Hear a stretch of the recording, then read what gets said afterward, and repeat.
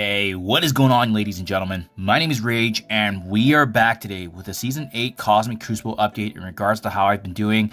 Actually, at the time of recording right now, finishing this last and final battle. For me, this has been 6 wins in a row, dating back to last week. But I'm trying to get myself back in the Plat 1 in terms of the rewards and opportunities. And I'm finding I'm having a lot of success with these teams, as well as a very, very strong defense that's been working exceptionally well for myself now that I've unlocked some of the newer characters and built them up. That's what we're hoping to talk about today, guys. Hopefully my video here is going to be able to give you some insight in terms of ideas, as well as some counters that I'm seeing, especially some of the notable victories that I've been able to experience against folks that do have higher TCP than myself, going through the Cosmic Crucible matches. So first and foremost, I will talk about each of the 3 rounds in terms of the notable matches that I had, and good to obviously take away from. But I figured I'd start things off by showing you guys my defense. That way you can kind of see what's available right now from a defensive standpoint. And then really the remaining teams are basically used for offensive output. But there has been some really cool experiences and opportunities that I've learned from this Season 8. So definitely an exciting time right now for Cosmic Crucible, as I'm feeling that, that theory crafting aspect coming back here. And especially given how notable the new Mercs for Money team is in this game mode, and considering they're actually not even getting bonuses from Cosmic Crucible, it's pretty awesome how powerful they are. So guys, first and foremost, this is the defense that's worked exceptionally well for myself. So I'll just go left to right to quickly give you guys a quick recap here. I decided to slot in a lot of the Horsemen's teams in my defense because although they are, have fallen out of the meta, they can still have really good synergies with each other. So for room 1 anyways, I've put Gamma. For this room specifically, they're going to be clearing vulnerables from themselves and healing for 20% each time. They're just a really good all-rounder in the field medic team, and I feel like they do have a fair bit of success, but they are easily counterable. But it's just nice because they're kind of beefy, and it definitely lets my opponent needing to use some sort of offensive good team to actually take them down. We have Blood Transfusion for room 2 here, and this is going to be actually one of my strongest defenses that I'm using, and I'll show you how that actually showcased for me. But this team right here won me all 3 matches, guys. So this defense right here includes the out of time mixture of Black Knight. It has the newest character, Legendary, and Old Man Logan, and as well as Super Scroll. And absolutely, it has been unbeatable for 2 weeks now for me, guys. So if you guys have a similar defense, put this in the room 2. It might very well win you the same wins that I'm about to show you as well. Nothing crazy here for room 3, the double tap. I just wanted to put in my filler Infinity Watch, nothing crazy. Especially from an efficiency standpoint, I do feel like this season is going to be more based on how efficiently you can take down the opposing enemies. So at least Infinity Watch will get some synergies here with them, being an all-rounder good team. But as you can see, they're not built up at all. Gear tier 15, barely gear tier 16, but they do the job. And again, they're a filler because it still opens up me to use another offensive option for when I'm going on the attack. Under the Weather here is going to be slotted in with Spire Society, mainly because of the fact I love that, on turn they're clearing all negatives and as well gaining defense down, offense down, slow and disruption on the turn end. So Spire Society really does shine with this specific room. They do exceptionally well, and as I'm slowly gearing them up and bringing them up, right now this still requires some pretty big punch downs as well. So I like the fact that they're just really well rounded as I'm slowly building them. Surprisingly, Death Seed has been pretty damn good in room 5 for myself. It's been able to pull away some really good offensive options from my enemies. So you'll see here with the I'll Be Back, essentially villain characters gain that revive once at 50%, right? If you have Black Cat here as a counter, can easily crush this room. But in the meantime, I like the fact that Death Seed can buy time. They has the turn 1 blind here, obviously with Magneto. The fact that these, more than half the team are consistent of villains, so they're going to get a revive mechanic back. So I do really like that aspect. Gives them increased survivability. And then finally, room 6 is the supercharged room, essentially using the ultimate and spreading positive effects to adjacent allies. Ultimate's also costing 2 less, so it just gives the Dark Code a little bit more firepower. My Quicksilver isn't as high up as my Scarlet Witch, but ideally, I think the best, a really decently all-rounder good team to put in here is Dark Code plus Quicksilver. But in the meantime, Scarlet Witch also does the job. And this, so far, has been a very, very good defense, guys. Because as you can see here, a lot of meta teams now are available for myself when I'm going on the offense, right? We have Hive Mind, we got Superior 6, the Eternals, we have Masters of Evil, Cabal. I mean, it just goes on and on. So I'm really liking how well-rounded this defense is. As I progress higher and higher back into Gold 3 and Plat 1, I'll keep you guys up to date. But right now, I've been cruising along these lower gold difficulties here, and so far, no enemy has matched me for the last couple weeks. So that's why I want to share with you guys. This is the defense that's been working for myself. Now, let me show you some of the key victories here.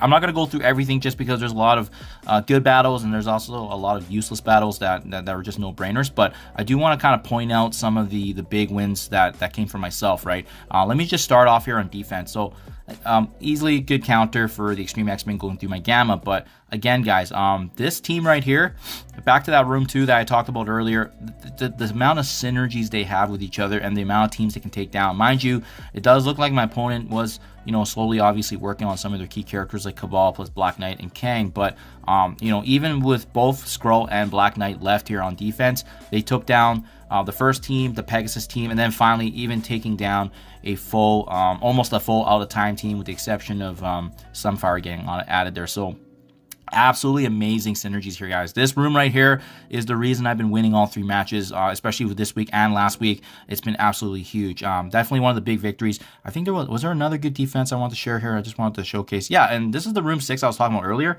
Dark Coats probably does, again, really, really well. If you don't know how to counter this room, then you're in for trouble, because as you can see, my enemy actually backed out of the combat, which obviously took away some attempt bonus points there. And then finally, Secret Defenders cleaning up easily. But and then this is the funny one here. I didn't expect this. My Def Seed just really throwing a wrench in. Unfortunately, my opponent just couldn't figure it out. To be honest, Def Seed is actually pretty easily counterable with some of the meta teams, but I don't think he was aware. That's okay. That's what got me the win. Now, I do want to talk about my attacks here, though, real quick. There was one that was pretty notable that I want to point out here. And sorry, just trying to refresh my memory here. Guys, if there's anything to take away from the offense and the attacks I've done, is that how broken and unstoppable the Cabal team is, right? You can see here, even against the Mercs for Money slotted in room 2, if you utilize here a gear tier 16 or 17 Cabal plus characters like Omega Red and Emma Frost, oh my goodness, they actually just hit like a truck. Look at this. We were able to wipe out the full Mercs for Money team. Now, mind you, their Dawkins and their Deadpool and Panda could have been a little higher, but that's a pretty beefy Logan right there, and that's a really built up Deadpool as well. Excuse me, Deathpool as well. So either way, it was a fair matchup, but this Cabal is really shining in this Crucible, guys. So make sure you're building them up. Although they don't have any other future game modes in the future here, like that recent Pocket Dimension, maybe we'll see Escape from Kiln requiring them again. But remember, Cabal is also needed for Old Man Logan's legendary event, so you're gonna get value in Crucible, and you're also gonna be getting value in the unlock of Old Man Logan combined with Out of Time. So just a very, very strong team. I think that was pretty much it. Anything else that kind of stood out? Not really. Okay, on to my next challenger here, and same thing. I want to showcase for you guys once again the reason I won. Again, this defense, guys, absolutely untouchable. Even with my enemies using Cabal plus Void Knight and Kang, no chance. He backed out. Then he brought in Kang with Dormammu, Black Cat, as well as Quicksilver and Robbie. You know, it's a good try there, no chance. And then finally Tangle Web, and at that point, it's out of attempt. I think he would have been better off maybe using multiple attacks and at least finishing the battle, so that way you're placing the exhaust on my team, but that's not obviously how it went down. And then otherwise, I do believe that he went through all my defenses. Yeah, everything was straightforward there. But again, there's another good battle here that I want to point out once again, guys. And again, my matchups were pretty good because of the fact that my enemies just weren't really putting up too much of a big effort here in terms of defense. But this is the big one I want to point out once again, and that same pattern that I've mentioned earlier with Cabal. Check this out: a Super Skrull and Black Knight on defense in room 6, combined with Miss Marvel, Mr. Sinister, and obviously Madeline Pryor. I think the synergies could have been a little bit better there, but regardless, he had the combined efforts of both Skrull and Black Knight. But yes, once again, we were able to take this down. Only thing is we switched up a couple of the assisting allies here for Cabal. Instead, we added Apocalypse and we added Kang, and easily one-shot this as well. Point is Cabal is absolutely broken right now for Cosmic Crucible. Make sure you guys take advantage, especially with the value that they're having right now with the Masters of Evil tag specifically provided for this season 8 anyways. And then Apocalypse was that nice little extra cushion as we were up against a Skrull and Black Knight. Obviously having that extra firepower is much appreciated. And then finally, the last recap here battle, and it's already done because my opponent basically gave up here, as you can see, and you can probably guess what happened here if we're taking a look at the similar trends, right? Let me go to room 2 here and show you once again. Room 2 got canceled out even with full Secret Defenders plus Apocalypse, and then I do believe he's gonna try one more time, but I already saw that he used most of his meta team, so there's no way he can beat this defense, especially given that none of my allies actually fell during that second attack here. So once again, this team, guys, single-handedly winning for me the 3 matches and giving me the opportunity here to actually utilize and make the most out of my attacks. Now, having said that, there was one more battle I wanted to show you guys here from an attack standpoint. And it's a really, really good one once again. Right here, boom. Extreme, look how beefy this Extreme X-Men was, guys. On room 6, you know, easily a 1 million plus punch down. And what we did, same thing as before, bring in Cabal, combine them with the enemies that, the allies that can give you a lot of value from a villain's perspective, especially Kang or Omega, if you have that chance. Easily punching down, guys. This was such an easy matchup. So really the takeaways here, guys, is that you have a strong room 2 defense that can potentially win you the battles. The difference, especially if your enemies can't clear that room. And then finally, build a Cabal, add a villain or 2, and you're going to be able to crush any room. And that's really been the highlight right now, guys. I'm going to keep making these recap videos, guys, as I keep climbing higher and higher back to Plat 1. But yeah, let me know what you think in comments below. This is helpful, as well as helping you set up in terms of what could be an opportunity to really increase your ranking over time here, especially given this new meta in Cosmic Crucible. Thank you for your time as always, and I'll catch you guys in the next one.